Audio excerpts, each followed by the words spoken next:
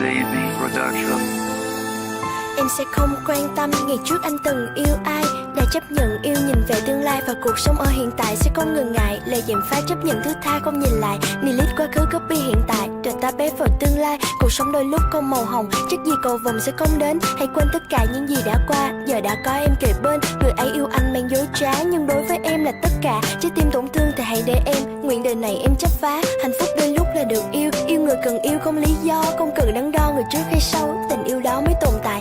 Thì em là người thứ hai, nhưng tình em trao là mãi mãi sẽ đắp hạnh phúc từ nơi kết thúc, bắt đầu lại là tương lai. Quá khứ thì ai không có, nhưng hãy xem đó là hành trang để ta bước tiếp trên con đường yêu, là bài học theo năm tháng, như một trang vở lật sang trang, viết chuyện tình ta vào trong đó, viết niềm hạnh phúc trên những yêu thương, tình nhận lại là tình cho.